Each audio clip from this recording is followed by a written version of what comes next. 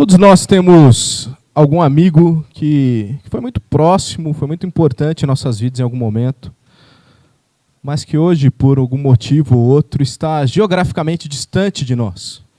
Eu creio que todos nós aqui temos um amigo assim.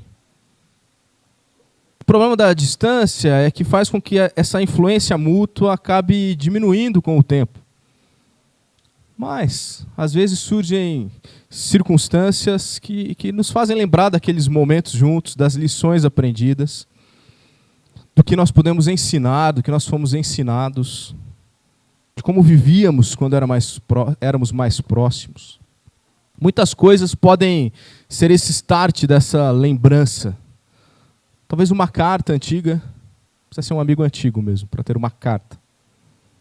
Um filme que vocês assistiram, que marca a amizade, um lugar, uma fotografia, uma ligação, ou quando você recebe notícias desse amigo e muitas coisas vêm à mente. Nesses momentos, muitos sentimentos afloram, com certeza. O tempo nos ajuda a olhar para eles de uma forma mais madura, mais racional, para todas as situações que nós vivemos.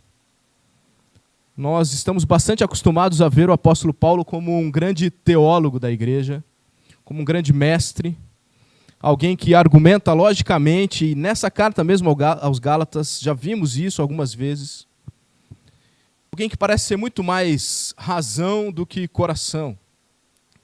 Mas agora chegamos a um parágrafo em que ele apela aos Gálatas, com um profundo sentimento, com uma ternura imensa. Nós temos então agora um Paulo pastor, um amante de almas, um amigo. Alguém que busca trazer à memória daqueles irmãos momentos felizes que foram vividos juntos, das lições que foram ensinadas, de como eles viviam quando eles estavam mais próximos. Lembranças que geram apelos e anseios. Abra sua Bíblia em Gálatas capítulo 4, versículo 12. Gálatas capítulo 4, versículo 12 até o 20 é o texto que nós temos proposto para essa noite. Gálatas 4, 12 a 20 diz o seguinte: Sede qual eu sou, pois também eu sou como vós. Irmãos, assim vos suplico, em nada me ofendestes. E vós sabeis que vos preguei o evangelho a primeira vez por causa de uma enfermidade física. E posto que a minha enfermidade na carne vos foi uma tentação, contudo não me revelastes desprezo nem desgosto. Antes me recebestes como anjo de Deus, como o próprio Cristo Jesus. Que é feito, pois, da vossa exultação? Pois vos dou testemunho de que, se fosse possível, terias arrancado os próprios olhos para nos dar. Tornei-me, porventura, vosso inimigo por vos dizer a verdade? Os que vos obsequiam não o fazem sinceramente, mas querem afastar-vos de mim, para que o vosso zelo seja em favor deles. É bom ser sempre zeloso pelo bem, e não apenas quando estou presente convosco. Os filhos. E essa expressão tão comum para o apóstolo João é usada somente aqui pelo apóstolo Paulo. Meus filhos, por quem de novo sofro as dores de parto, até ser Cristo formado em vós. Pudera eu estar presente agora convosco e falar-vos em outro tom de voz, porque me vejo perplexo a vosso respeito. Senhor Deus e Pai, conduza a Tua palavra nessa noite. Que haja o Senhor aqui. Que o Senhor ensine e toque corações aqui, apesar de mim. Em nome de Cristo. Amém. Pelo conteúdo da carta, é possível notarmos que Paulo estava sendo acusado por aqueles falsos mestres chamados de judaizantes de pregar uma mensagem muito suave, uma mensagem sem exigências. Porém, até aqui Paulo vem demonstrando que o que ele pregava de fato era a eficácia e a suficiência da cruz de Cristo. A cruz é suficiente para resgatar pecadores. Longe de ser uma mensagem branda, longe de ser uma mensagem suavizada, era uma mensagem impactante, porque é a mensagem verdadeira. Ao mesmo tempo que ela é repulsiva para os judeus legalistas, ela também é repulsiva para os gentios racionalistas. O fato é que a cruz põe um ponto final em tudo que o homem pensa que ele é, em tudo que o homem pensa que é capaz de fazer. Por isso o evangelho é repulsivo para muitos. Muitos o atacam de diversas formas, como faziam aqueles falsos mestres ali na região da Galácia. Dessa forma, então, nesse parágrafo, há muita coisa para aprendermos, tanto com relação ao ministério do evangelho, mas principalmente com relação à prática de relacionamentos entre cristãos. Paulo é o pai na fé dos Gálatas, mas mesmo como pai espiritual, ele não se impõe nesse momento. Ele apela emocionalmente, apela para vínculos de amizade. E assim, então, pode nos ensinar, hoje, Primeira Igreja Batista em Extrema, grandes lições. Em primeiro lugar, um amigo, ele suplica por igualdade. Um amigo suplica por igualdade. A maioria das relações humanas não são relações de igualdade funcional. Não são. E eu creio firmemente que Deus estabeleceu dessa forma para uma questão de ordem. O grande problema é que o pecado vem maculando essa desigualdade da função para a essência. A desigualdade, a hierarquia, ela é circunstancial, não é essencial, mas ela é necessária. Por exemplo, essencialmente, um pai não é melhor do que um filho. Ele não é mais do que o seu filho. Ambos são dignos pelo fato de serem imagem e semelhança de Deus. Ambos são merecedores de cuidado, de proteção, de amor. Também ambos são pecadores e necessitam da graça, da misericórdia de Deus. Porém, Deus estabeleceu um como autoridade sobre o outro. Uma relação entre pai e filho, o pai precisa ser autoridade sobre o seu filho. Quando pais e filhos não se reconhecem essencialmente iguais, mas funcionalmente diferentes, aí é que surgem os conflitos. Aí é que um quer fazer a função do outro. Aí é que um quer abrir mão da sua função. Aí é que um não reconhece a função do outro e não tem sujeição.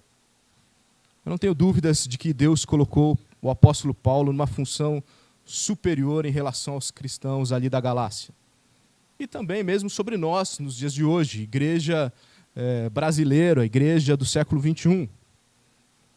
Mas o apelo desse mesmo apóstolo, o apóstolo que fala em nome de Deus, o apóstolo que foi autorizado por Deus para escrever o que era a vontade de Deus para a igreja, o apelo desse mesmo apóstolo é para que se considere igualdade, a igualdade essencial que há entre eles, a igualdade essencial que há entre nós. Especificamente, Paulo está falando sobre respeito. O respeito é a chave para todo relacionamento horizontal. Um chefe que grita e desrespeita seus empregados nunca consegue o respeito deles, apenas o medo. Vai perder esses funcionários na primeira oportunidade de recolocação que eles tiverem. O apóstolo nunca tinha sido grosseiro ou desrespeitoso com aqueles irmãos. E aqui também reconhece que o contrário nunca tinha acontecido também. Nunca houve entre eles ofensa de nenhuma das partes, porque havia respeito. O respeito de Paulo para com eles fica evidente por pelo menos duas atitudes: a flexibilidade cultural e a transparência. Porque o evangelho verdadeiro ele não impõe. Ele não impõe modos de se vestir, ele não impõe estilos de oratória, ele não impõe preferências musicais. Tudo isso não são coisas essenciais à fé evangélica. Mas mesmo que é essencial, ele não é imposto. Ele é assumido pela fé em Deus, por obra do Espírito Santo, um coração transformado, que diariamente muda as atitudes e vai demonstrando que realmente houve uma conversão, uma mudança de caminho. O pecado realmente é inegociável, precisa ser abandonado independente dos costumes, independente da região, independente da época, da história que as pessoas viveram. Porém, o que não for pecado, o que não for essencial, é negociável. E entre os Gálatas, Paulo foi flexível com a cultura, mas foi rígido com o pecado. O grande exemplo disso, mais palpável para nós, é o quanto as nossas igrejas brasileiras são americanizadas, não são? São americanizadas na música, são americanizadas no fato de um pastor de blazer, num calor desse. Somos americanizados. Porque recebemos o evangelho com algumas imposições culturais. Mas o apóstolo Paulo ele foi flexível com a cultura. O apóstolo ele também foi tão aberto, tão transparente, tão coerente em suas palavras e as suas ações, que ele poderia dizer, se tornem como eu, como diz na Nova Versão Internacional. Se tornem como eu. Isso não é arrogância. Por que não é arrogância? Porque ele diz na sequência, eu também me tornei como vocês. No que era negociável, ele também ficou como os Gálatas. Isso é transparência. Um amigo verdadeiro suplica por igualdade, não somente em palavras, mas com as suas atitudes. Igualdade essencial, ainda que possa estar em uma posição funcionalmente superior, mas não precisa se impor. Um amigo verdadeiro respeita as diferenças, mas exorta para a mudança no que envolve o pecado, no que envolve a insubmissão, no que envolve a impureza. Se mantém aberto a receber o mesmo tipo de exortação do seu amigo, o que é mais difícil, né? Mais fácil quando nós falamos do outro, reconhecemos o pecado no outro. Difícil é quando o outro reconhece o pecado em nós. Um amigo verdadeiro, em nome da igualdade, sempre evitará a ofensa, mesmo que não precise para isso ser indiferente. Nós percebemos isso na postura do apóstolo. E a minha pergunta é, você é um amigo verdadeiro? Você suplica pela igualdade em relações que você está, mesmo quando você está abaixo ou acima funcionalmente? Você vive igualdade? Ou você está entre aqueles que clamam pelo poder, se impõem sobre os outros? Seja um bom amigo, suplicando pela igualdade. Use mais o nós e menos o eu. Segundo lugar, um amigo recorda a comunhão. Paulo lembra aos Gálatas que essa comunhão que podia estar abalada pela atuação desses falsos mestres, que levava agora o apóstolo a escrever uma carta com vários trechos bastante duros. E talvez você se lembre de alguns que nós passamos aqui, trechos duros. Ele lembra agora esses irmãos que o relacionamento deles tinha nascido num momento muito sublime, atingido uma intensidade tão grande que era inaceitável que pudesse ser destruída pela ação de pessoas mal intencionadas, que pudesse ser destruído essa amizade, esse relacionamento por erros doutrinários tão grosseiros. Conforme é informado no versículo 13, a primeira vez que Paulo pregou o evangelho naquela região foi por causa de uma doença que havia lhe acometido. A narrativa de Atos, que é paralela aí à maioria das cartas do apóstolo Paulo, ela não faz qualquer menção a essa enfermidade. Então, nós não temos condições de ter mais do que especulação a respeito dessa situação. Muita gente acredita em muitas coisas diferentes. O que é certo, o que nós podemos concluir, é que ele esteve na Galácia por um de dois motivos. Ou por um desvio de seu itinerário, porque ele estava viajando numa direção e essa enfermidade obrigou que ele fizesse um desvio para ser tratado ali na região da Galácia. Ou, talvez, ele realmente passaria pela Galácia, mas não se demoraria naquela cidade e teve que ficar mais tempo por conta da sua enfermidade. E isso proporcionou que ele evangelizasse também ali. De um jeito ou de outro, não era o plano original dele, ao sair de Antioquia, pregar o evangelho ali naquela região. Mas a sua enfermidade fez com que isso acontecesse. Interessante isso. Também nos parece que a enfermidade do apóstolo causou um tamanho desfiguramento que ele era motivo de repulsa para alguns. Então também há muitas especulações do que seria isso, se ele ficou deformado, se ele tinha uma ferida feia, a ponto que muitos estavam tentados a repugná-lo. Mas, apesar dessa tentação, ou mesmo pelo peso de ter um enfermo por perto, quem tem que cuidar de alguém enfermo sabe o peso que é, sabe da dificuldade que é você ter alguém enfermo na sua casa ou sob sua responsabilidade. Se for homem é um pouquinho pior, né? Não sei como era o apóstolo Paulo. Mas as mulheres reclamam do parto porque nunca foram homens e ficaram gripadas, né? Aí ia ver o que é dor de verdade. Mas o apóstolo Paulo reclama que, apesar disso, ele não foi desprezado. Ele não foi desdenhado pelos Gálatas. Muito pelo contrário, eles agiram como verdadeiros cristãos, trataram ele como se fosse um anjo. Na verdade, trataram ele como se fosse o próprio Cristo. Tal a honra, tal a disposição que eles demonstraram para cuidar do apóstolo. Nós conhecemos bem Romanos 8, 28. Sabemos de cor. E temos ele sempre pronto no nosso bolso para sacar ele quando temos a intenção de consolar alguém que está na pior. Alguém que está doente, alguém que teve uma perda, alguém que ficou desempregado, um acidente. E a gente já logo saca Romanos 8, 28. Não, todas as coisas cooperam para o bem, fique tranquilo, meu irmão. Fato, é fato. Deus não perde situação. Deus não perde oportunidades, Ele usa todas elas, todas mesmo. Seja uma situação que era necessária, ou mesmo uma consequência natural de uma escolha errada sua, de um pecado que você cometeu. Deus usa todas as situações para a honra e glória dEle, para demonstrar o seu infinito poder, para demonstrar sabedoria, para formar o seu caráter, para te deixar mais parecido com Ele, para te moldar como um cristão melhor dia após dia.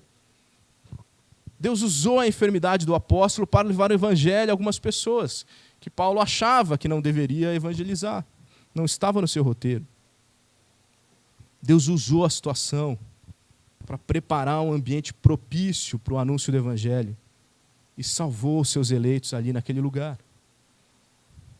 Agora, o apóstolo Paulo se vale dessas lembranças para desafiar a prática de vida cristã desses irmãos.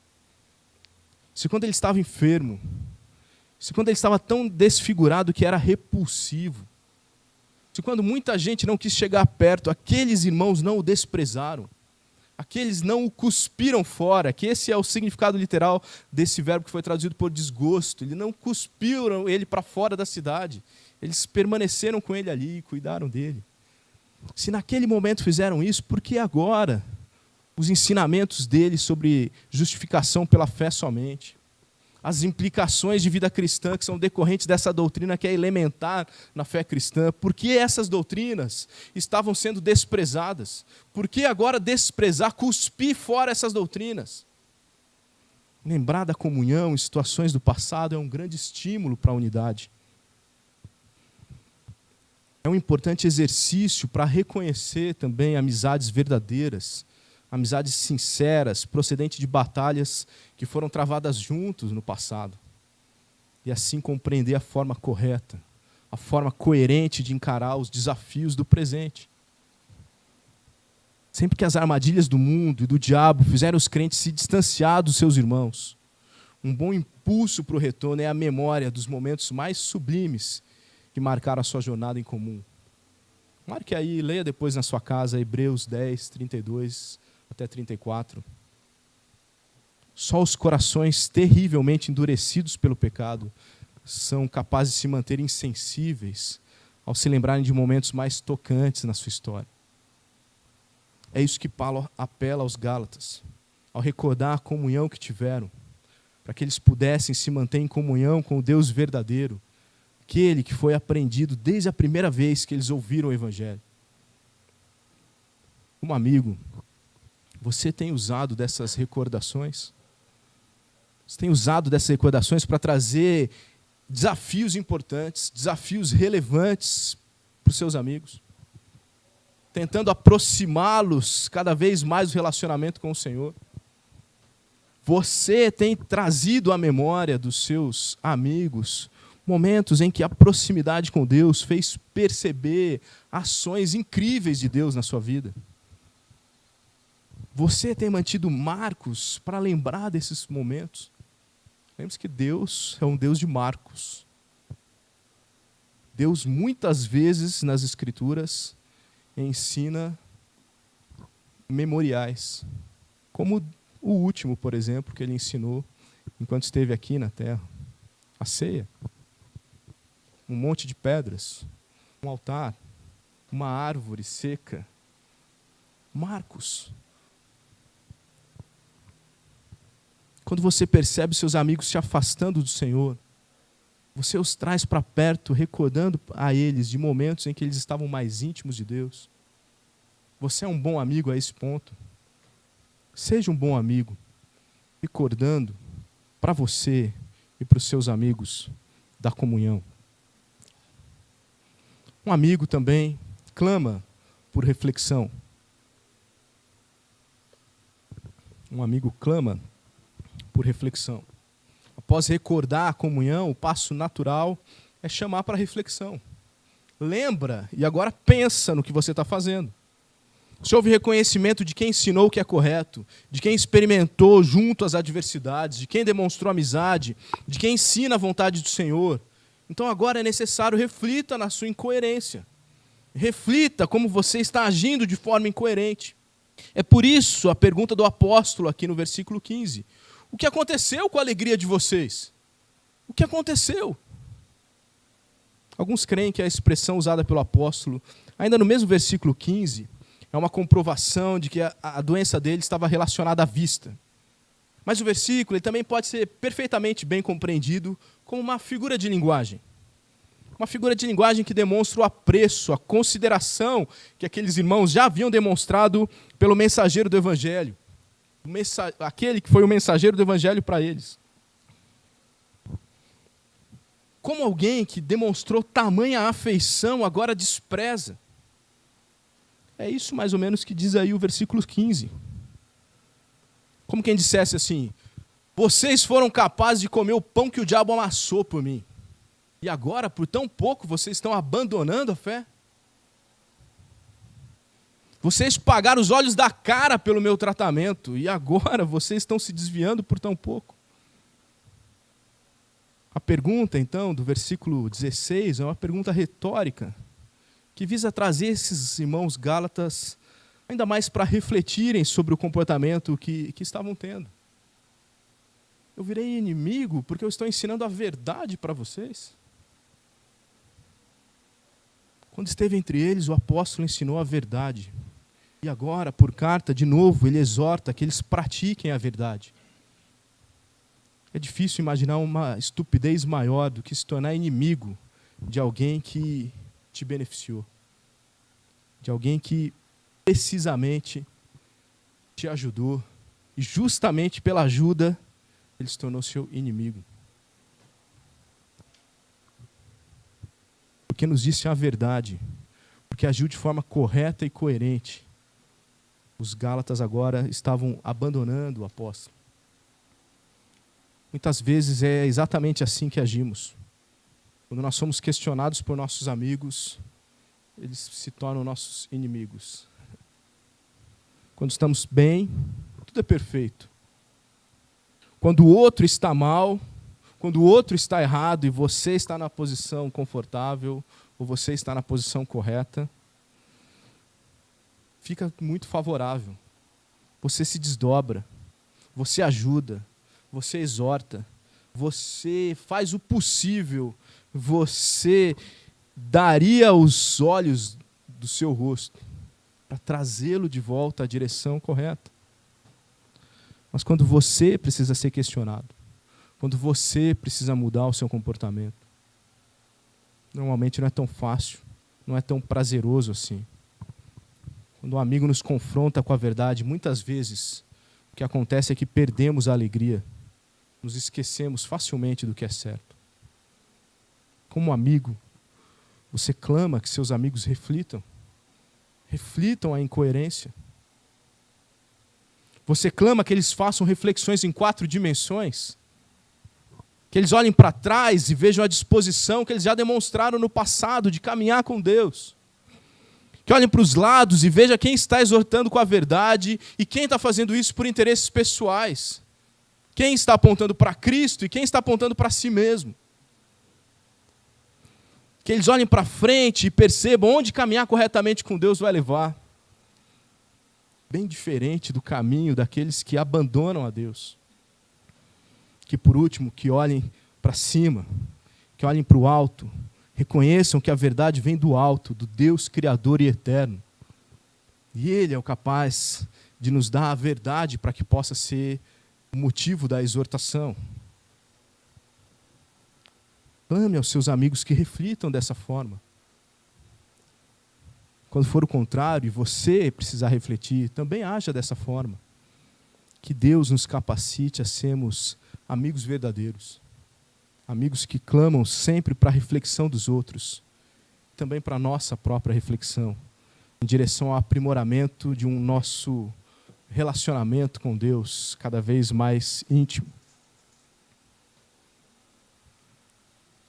A quarta atitude presente no texto é que um amigo alerta para o perigo. Um amigo alerta para o perigo. Nesses 2 versos, o apóstolo continua demonstrando que seu procedimento era puro, era sincero. Talvez o apóstolo tivesse em mente Provérbios 27:6. O que diz lá em Provérbios 27:6?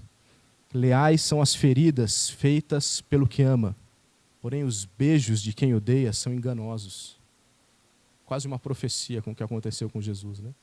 Se é que não é realmente uma profecia.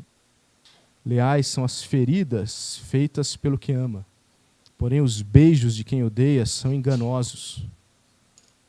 Era uma grande prova de amizade o fato do apóstolo falar a verdade. A intenção dele era restaurar a doutrina, a prática cristã correta. Trazer eles de volta para o verdadeiro e único evangelho. O evangelho da justificação pela fé. E todas as implicações que são decorrentes disso. O evangelho da cruz, o evangelho de verdade, o evangelho da graça. Os falsos mestres judaizantes que estavam ali naquelas igrejas, eles estavam pervertendo a palavra de Deus, que tinha sido corretamente pregada entre eles. Se a intenção do apóstolo foi a de anunciar o evangelho de Cristo, para fazer com que aqueles irmãos se convertessem a discípulos de Jesus, a intenção dos falsos mestres era anunciar outro evangelho, como nós já vimos aqui na carta, para que os gálatas não se tornassem discípulos de Jesus, mas se tornassem discípulos deles. E é esse o perigo que o apóstolo está trazendo aqui à mente, à memória, à compreensão dos gálatas. Nós temos que estar atentos ao fato de que nem todo zelo é positivo e desejável. A Galácia, esses falsos mestres se apresentavam como pastores zelosos, dizendo: Paulo pregou e foi embora. Quem está aqui hoje cuidando de você sou eu. O alerta, no entanto, é que aquele cuidado não era bom. Era um zelo indigno. Não era aprovado. Era sem sinceridade. Porque ele tinha como intenção isolar os crentes da verdade. O zelo sincero é apresentado, por exemplo, em 2 Coríntios 11:2. Mais um texto aí para você anotar e ler em casa. 2 Coríntios 11:2. Onde um mestre, um pastor, um líder, ele prepara os discípulos para se apresentarem diante de Cristo. Ciente de que a igreja é noiva do Cordeiro, não dele, não do pastor, não do mestre, não do líder. Os falsos mestres, com a hipocrisia que eles tinham, demonstrando estima, eles na verdade queriam distanciar-os de Deus, de Paulo, do evangelho verdadeiro. Aqueles cristãos queria reuni-los em torno de si mesmo, para depois poder obter daquelas igrejas cuidado, afeto, o mesmo que eles já tinham percebido que aquela igreja era capaz de fazer quando cuidou de Paulo. Eles queriam era aquilo para si. O interesse era pessoal, egoísta, cuidado. Infelizmente, os ardis do passado continuam sendo usados hoje. Cuidado. Há muitos pastores, há muitos líderes que trabalham para conquistar a simpatia. Nunca se opõem a ninguém. Só ensinam coisas agradáveis. Há muitos pastores e líderes que afastam os irmãos de outros pregadores verdadeiros. Eles se indignam com membros da sua igreja que ouvem outro pregador que não seja ele. Não permitem a leitura de bons livros, desencorajam o estudo, porque crente que estuda a Bíblia dá trabalho para o pastor. se tornam, então, a única fonte espiritual daquelas pessoas. E aí sim podem manipular. Há pastores e há líderes que, após fazer tudo isso, obtêm o serviço, o cuidado dos crentes em seu favor pessoal. E daí começam a se tornar cada vez mais pesados para o rebanho. Não é dele, é de Cristo. Mas nesse momento já se tornou deles. Ciúmes, inveja, partidarismo, inverdades, motivações incorretas. Tudo isso causa divisão no corpo de Cristo, impede aqueles que querem andar corretamente a permanecerem na verdade. Um verdadeiro amigo alerta contra esses perigos, leva de volta ao caminho correto, ao caminho do zelo pelo bem. Nós devemos estar prontos para aceitar a verdade de Deus, ainda que ela contradiga tudo o que sempre acreditamos até então. Mas, pastor, eu sempre fui ensinado assim. Mas se a Bíblia diz o contrário? Mas aqui nós sempre fizemos assim. Mas se a Bíblia diz o contrário? Cuidado com o que você ouve. Cuidado de quem você ouve. Você é esse tipo de amigo? Você é um bom amigo que alerta quando percebe que os seus amigos estão sendo enganados por falsos mestres? Nós devemos ser zelosos pelo bem, custe o que custar. Como amigo, o seu interesse está que o crescimento possa ser medido pela intimidade com Deus ou com a intimidade com alguma pessoa? Você se alegra que seus amigos sejam amigos de Deus mais do que são seus amigos? Eles dediquem mais tempo a Deus do que dedicam a você? Seja um bom amigo, ajudando os outros a perceber os perigos e orientando com a Bíblia como sair deles. A última lição dessa noite é que um amigo sofre pelo correto. Um amigo sofre pelo que é correto. Paulo sofria ao ver a situação em que os Gálatas estavam se colocando. Sofria dores de parto. Como um subpastor do Supremo Pastor, o prazer dele não estava em manobrar a igreja para os seus interesses, mas a sua alegria estava em ver o caráter de Cristo formado naqueles irmãos. Essa deve ser a atitude de todo pastor sério. Se perceber cada vez mais desnecessário. Como? A igreja está crescendo com o relacionamento com Deus. As pessoas estão exortando umas às outras, as pessoas estudam, as pessoas conseguem compreender a Bíblia muito bem, estão treinadas para isso. As pessoas têm uma prática de oração. Um pastor sério tem que fazer isso, porque lá em Hebreus 13:17, a ameaça é grande. Isso eu quero ler com os irmãos. Hebreus 13:17 diz: obedeçam aos seus líderes e submetam-se à autoridade deles, porque eles cuidam de vocês como quem deve prestar contas. Obedeçam-lhes para que o trabalho deles seja uma alegria e não um peso, pois isso não seria proveitoso para vocês.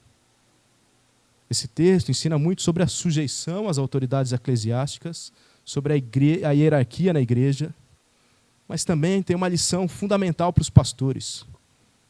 Cuide do rebanho que não é seu, porque você vai ter que prestar contas. Então, meus irmãos, os erros, os desvios, as falhas que acontecerem nesse rebanho de Cristo, que se reúne aqui, vão ser colocadas por Deus no meu ombro, na minha conta. E eu quero ouvir do pastor, do verdadeiro pastor, do supremo pastor, que eu fui um servo bom e fiel. Tem coisas que eu não posso negociar, tem coisas que eu não tenho como abrir mão. Como pastor, eu não posso fazer o que eu quero. Por um fato muito simples. Eu não sou o dono da igreja. Mesmo as coisas que a gente é dono, pensa bem, você que tem um carro, é permitido que você faça o que você quiser com o carro. É permitido. Mas você vai ter que assumir muitas consequências. Eu falo isso porque eu sou um péssimo dono de carro. Eu abasteço, de vez em quando eu lembro que tem que colocar água, trocar o óleo. Quanto pior eu cuido do meu carro, que teoricamente é meu, mas eu prejudico para mim mesmo. Mas a igreja é de Cristo. Pior ainda, quando você pega um carro emprestado de alguém, eu acho Normalmente é assim. Que você tem um zelo diferente. Você anda no limite de velocidade todas as vezes. Você não freia só no radar. Você evita todos os buracos. Você não bate a porta quando vai sair ou entrar. Você cuida diferente, porque você reconhece, isso não é meu. Eu vou devolver para o dono. Se possível, eu quero devolver melhor do que ele me entregou. Quando eu ensino, quando eu aconselho, quando eu presido, a minha vontade não é relevante. A vontade de Deus revelada na Bíblia que é relevante. Paulo viu o nascimento espiritual daqueles cristãos, quando eles se converteram. Foi o primeiro momento de ver Cristo formado neles. Ele estava lá, na sala de parto. Porém, agora, diante desse desvio que eles estavam vivendo, das exortações por carta que era necessário que o apóstolo fizesse, ele sofria de novo, relembrando. Sofria de novo, como se eles tivessem que nascer de novo. Essa deve ser a dinâmica de um pastor, de um líder, mas não somente deles, não somente minha. Ter o interesse pela formação do caráter cristão na vida do outro deve ser o desejo de todo amigo sincero. Sofrer por isso, se for necessário, faz parte desse processo. Cada cristão aqui presente pode ser um pai espiritual de alguém. Talvez alguém que você presenciou o nascimento. Deus te deu o privilégio de ver ali, de ser a ferramenta, o instrumento. Olhe para os lados aí. Eu não vou fazer como esses pregadores aí, né? Diga não sei o quê para quem está do seu lado. Mas olhe para o lado aí. Quem aqui tem sofrido para ver Cristo formado em você? Que igreja nós somos se não há esse interesse mútuo aqui? Se você olha para o lado e você não reconhece ninguém além do seu esposo, da sua esposa, que tem o interesse de ver Cristo formado em você. Agora vamos inverter o lado da pergunta, né? Por quem você tem sofrido para que o caráter de Cristo seja formado? Olha para os lados aí, você tem investido na vida de alguém, gastado o tempo que você poderia estar com a sua família, dormindo, vendo Netflix, para abençoar a vida de alguém, para ensinar alguém, para fazer alguém crescer. Você tem sido um amigo a esse ponto? O versículo 20, ele pode ser mal compreendido. Porque Paulo não tinha intenção de ser ainda mais duro se ele estivesse frente a frente. Ele não queria poder falar mais alto, mais grosso, ele não queria bater na mesa. O que ele queria é que a severidade que era necessária nessa carta não fosse necessária se eles estivessem olhando um no olho do outro. Se ele pudesse trocar a severidade pelo olhar complacente. Se ele pudesse trocar a rispidez pela mão no ombro. Como não era possível estar presente, então era melhor enviar a carta, ainda que fosse severa, corrigir o desvio, do que fechar os olhos para a prática que aqueles irmãos estavam tendo, que fazia ele sofrer dores de parto, que deixava ele perplexo, sem rumo. Quando você percebe seu amigo indo numa direção ruim, o que você sente? Você sofre ao perceber o desvio de comportamento, o afastamento de Deus, a insistência no erro de seus amigos. Isso te faz sofrer.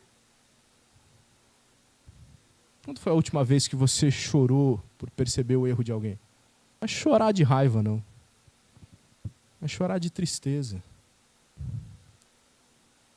Você, como amigo, usa das ferramentas que possui, que Deus te deu, para ajudar o seu amigo a mudar de atitude, a reconhecer o erro, a se arrepender.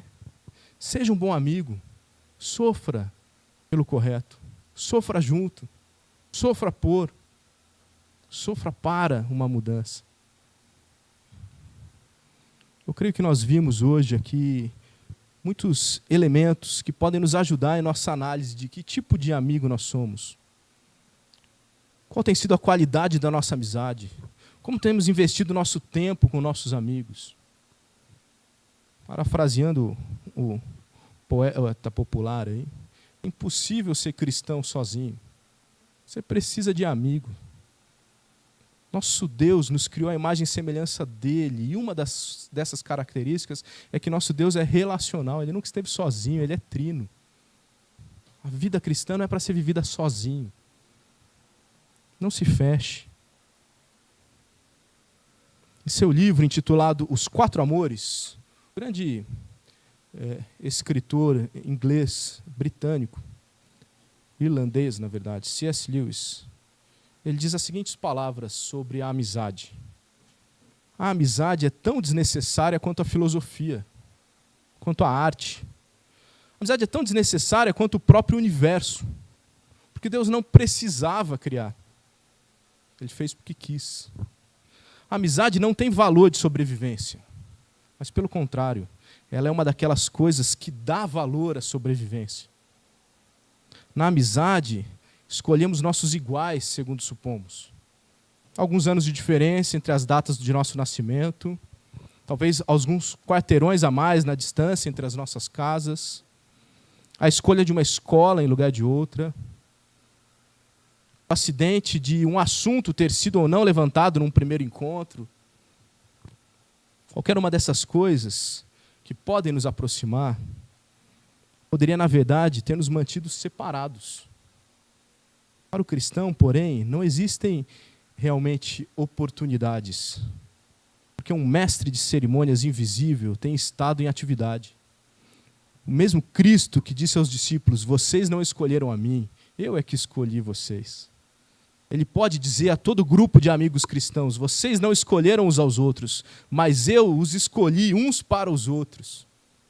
Talvez agora a gente precise olhar para os lados de novo e reconhecer por que Deus escolheu para estar aqui, por que Deus escolheu essas pessoas para estarem comigo. A amizade não é uma recompensa de nosso bom gosto e discriminação, mas ela é o instrumento através da qual Deus revela a cada um as qualidades de todos os demais. Essas qualidades, como todas as que existem, são derivadas de Deus. E numa boa amizade são acrescentadas por Deus através dessa amizade, a fim de que seja um instrumento de Deus, tanto para criar essa amizade como para revelar. E nessa festa é Ele quem arranja a mesa, é Ele quem escolhe os convidados, é Ele quem mantém o que é a festa. Deus vai nos moldando. E Deus vai nos ensinando, e Deus vai nos lapidando dia a dia. Com esse pensamento, que sejamos então amigos verdadeiros, interessados no crescimento e na formação do caráter de Deus nos nossos companheiros, nos nossos amigos mais chegados, nos nossos irmãos em Cristo. Que sejamos amigos que suplicam por igualdade, que recordam a comunhão, que clamam por reflexão, que alertam para o perigo e sofrem pelo que é correto. Que Deus nos capacite a sermos amigos sinceros e verdadeiros e nos use nessas conexões que Ele mesmo construiu. Talvez hoje você não entenda, mas Deus mesmo construiu e vai te fazer alguém mais parecido com Ele através das nossas amizades.